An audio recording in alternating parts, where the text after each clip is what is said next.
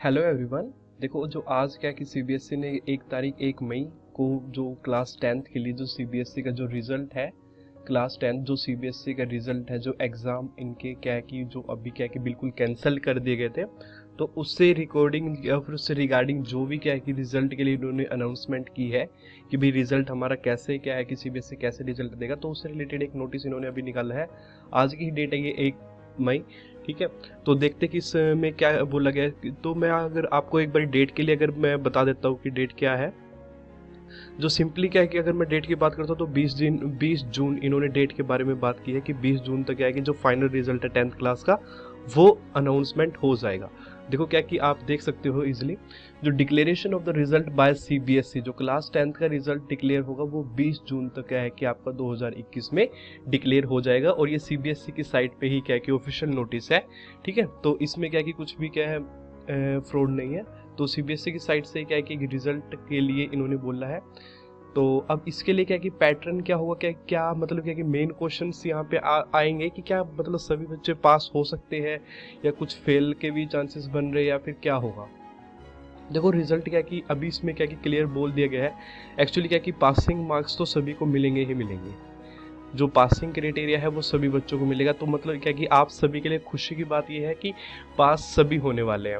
और सीबीएसई ने ये भी डिक्लेयर कर दिया कि क्या है कि अगर कोई स्टूडेंट अपने जो मार्क्स से सेटिस्फाई नहीं है तो वो दोबारा से एग्जाम दे सकता है। देखो फर्स्ट जो पॉइंट है इसमें क्या है कि इन view in view of the increasing number of COVID-19 cases, the country, the CBSE wide notification, इन्होंने जो नोटिफिकेशन दिया था 14 तारीख को, ठीक है, on the board exam for class 10th held for from 4th May to 7th June. The notification also mentioned that the result of class 10th board will be prepared on the basis of an objective criterion to be developed by the board. एक जो objective criteria है, कुछ objective points रखे गए हैं, उनके आधार पर ही क्या है कि जो क्लास 10th बोर्ड का है वो रिजल्ट डिक्लेयर किया जाएगा। देखा कुछ बच्चे क्या कि अभी ये भी सोच रहे हैं कि ऑब्जेक्टिव क्राइटेरिया का मतलब हो सकता है कि अब एमसीक्यू क्वेश्चन से रिलेटेड कोई टेस्ट होगा, तो ऐसा कोई भी टेस्ट अब होने वाला नहीं है। सीबीएसई ऑलरेडी डिक्लेयर कर चुका है कि अब कोई एग्जाम नहीं होगा। तो 10th क्लास है ऑलरेडी क्या है प्रमोटेड है। अब देखो क्या है कि any candidate who is not satisfy, जो कोई भी कैंडिडेट जो सेटिस्फाई नहीं है with the marks allocated will be given an opportunity to appear in an exam as and when the condition are connected to hold the exam. जैसे ही condition clear होती है तो अगर क्या कि कोई स्टूडेंट अपने एग्जाम यानी सेटिस्फाई नहीं है अपने मार्क्स से तो दोबारा दे सकता है। देखो क्या है कि सीबीएसई ने बोला है कि हमारे पास क्या कि जो चैलेंजिंग बिफोर अस, आपके पास चैलेंज तो वो टीचर्स के रिलेटेड है कि हमारे पास क्या कि क्या चैलेंजेस हो सकता है। तो टीचर्स को थोड़ा फेयर होकर क्या कि रिजल्ट बनाना पड़ेगा सीबीएसई को। एक्चुअली होगा क्या, देखो सीबीएसई ने बोला है एक रिजल्ट क्या कि एक कमेटी बनाई जाएगी, एक रिजल्ट कमेटी बनेगी।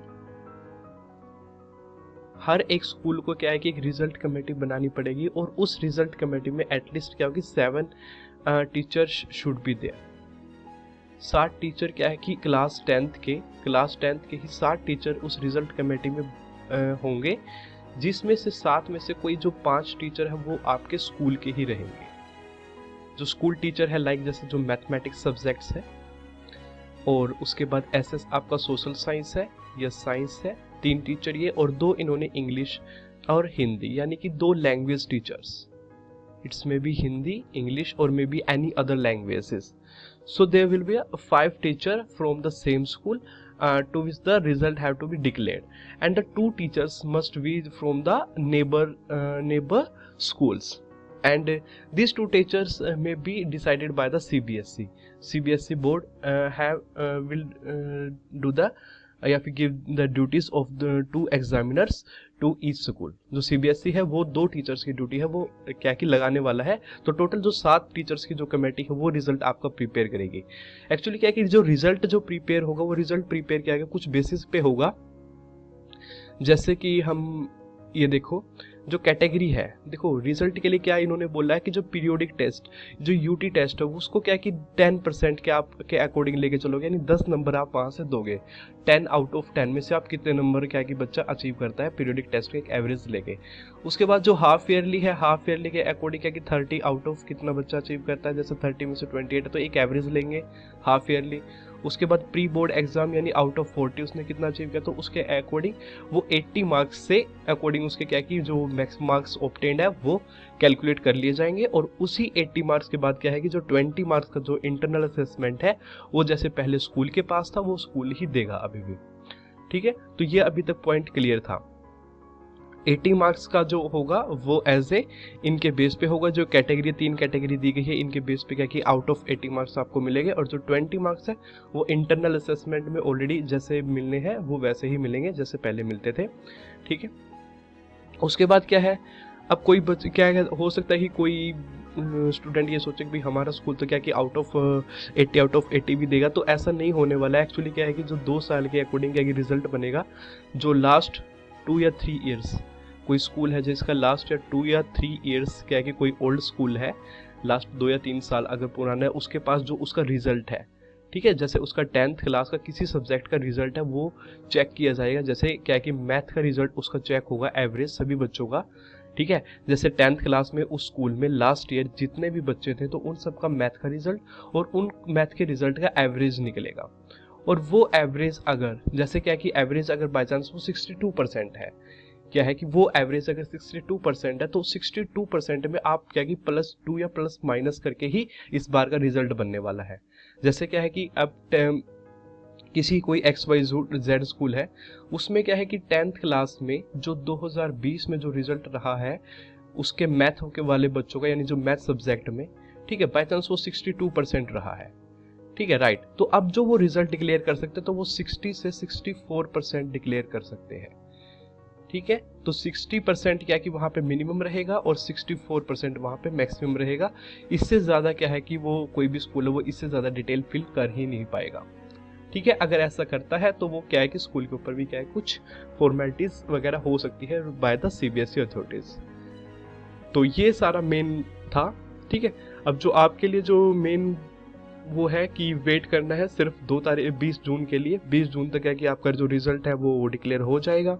अगर आपने अभी तक कोई एग्जाम नहीं भी दिया है, देखो हो सकता है कि अब किसी स्टूडेंट ने कोई एग्जाम अभी तक नहीं दिया, जैसे उसने UT भी नहीं दिया है, कोई इंटरनल असेसमेंट भी नहीं दिया है अभी तक, उसने क्या कि कोई हाफ ईयरली नहीं दिया है, तो अगर ऐसा भी कोई स्टूडेंट है तो वो क्या है कि जैसे कोई स्कूल जिस भी स्कूल में है तो स्कूल से कांटेक्ट कर सकता है, स्कूल उसका इवैल्यूएशन ऑनलाइन कर सकता है। ठीक है, स्कूल उसका इवैल्यूएशन ऑनलाइन कर सकता है, ऑनलाइन असेसमेंट ले सकता है उसका, ताकि उसी के बेस पे ही उस बच्चे का के जो मार्क्स है वो लग पाए। ठीक है, तो this is all about this notice. इस नोटिस के अकॉर्डिंग यही था, इससे कुछ ज़्यादा है नहीं इसमें। ठीक है, तो आप ये पढ़ भी सकते हैं। मैं क्या किया इसको एज ए PDF क्या कि इसमें डिस्क्रिप्शन लिंक में इसका लिंक दे दूंगा, डिस्क्रिप्शन में इसका लिंक दे दूंगा। देखो जो मतलब क्या कि देखो स्कूल को क्या कि हर एक स्टूडेंट का क्या कि ये जो रिकॉर्ड है वो सेंड करना होगा CBSE को, जैसे स्कूल की डिटेल्स है। ठीक है, उसके बाद टेस्ट का एग्ज़ाम, देखो ये जो 3 क्राइटेरिया थे, यूनिट टेस्ट के बेस पे आपने कितना मार्क्स उसको बच्चे को दिया है, मिड हाफ के अकॉर्डिंग कितना आपने दिया, प्री बोर्ड के अकॉर्डिंग आपने कितने नंबर दिए स्टूडेंट्स को। ठीक है, उसके बाद ये एक कुछ ऑप्शंस भी है इन केस क्या है कि he has not conducted all the 3 categories, reason for wait is given. तो फिर क्या कि आप किस रीजन के किस आधार पर आप उस बच्चे को इवैल्यूएट किया है, आपने उसको किसी क्विज के अकॉर्डिंग इवैल्यूएट किया है, आपने उसका इंटरनल ऑनलाइन एग्जाम लिया है कोई, तो आप उसके बेस पे उसका क्या है कि एक रीजन CBSE को आपने लिख के देना होगा। और ये जो रीजन है वो जो रिजल्ट कमेटी है वो ही डिसाइड करेगी, जो रिजल्ट कमेटी है वो डिसाइड करेगी, उसके 7 मेंबर्स। ठीक है, तो टोटल कंक्लूजन यही है यहाँ पे कि CBSE किसको भी देखो इंटरनल एग्जाम, जैसे मैंने बोला 5 यहाँ पे आपके इंटरनल मेंबर्स रहने वाले हैं और 2 एक्सटर्नल मेंबर्स रहेंगे, जो कि क्या है कि जो CBSE डिसाइड कर सकता है आपके किसी नेबरहुड कोई नेबर में जो कुछ स्कूल है वहीं से क्या है कि 2 टीचर आपके हो सकते हैं। ठीक है, तो ये आपका क्या कि क्राइटेरिया रहेगा। और जो लास्ट पॉइंट है वही है, देखो जो formation of result committee bye the school 5 मई तक क्या है कि जो रिजल्ट कमेटी वो तैयार हो जानी चाहिए। प्रोविजन ऑफ सब्जेक्ट वाइज जो स्कूल वाइज डिस्ट्रीब्यूशन मार्क्स है वो 5 मई तक। फाइनलाइजेशन ऑफ रेशनलाइज डॉक्यूमेंट, जो रेशनलाइज डॉक्यूमेंट जो मैंने अभी बताया जैसे एनेक्सर 2 पे था, ठीक है, जो डॉक्यूमेंट नंबर 2 था तो वहाँ पे था, तो 10 मई तक वो रिजल्ट आपका डिक्लेयर हो जाना चाहिए, फाइनलाइज हो जाना चाहिए। कंडक्शन ऑफ असेसमेंट, अगर कोई बच्चा रह जाता है तो अगर उसका एग्जाम नहीं हुआ है तो आपने उसका इंटरनल असेसमेंट या ऑनलाइन असेसमेंट करना, तो वो 15 मई तक हो जाना चाहिए। उसके बाद finalisation of result by the school 25 May will be the last date. Checking and moderation of marks by the school 28 May will be the last date for the checking and moderation of marks by the school for the last time. Submission of marks to be CBSE will be the 5 June. Submission of internal assessment out of 20 will be 11 June and 20 June will be the result. And there is another important thing is that school can never change the data if once uploaded. अगर एक बार data क्या upload हो जाता तो उसमें कोई भी क्या चेंजेस नहीं किया जाएगा किसी भी आधार पर. ठीक है, तो दैट्स ऑल अबाउट द. तो it's was a very good news for the class 10th because all of you are clear. So let's wait for the 20 June. Hope for the best and stay home, stay safe. Thank you.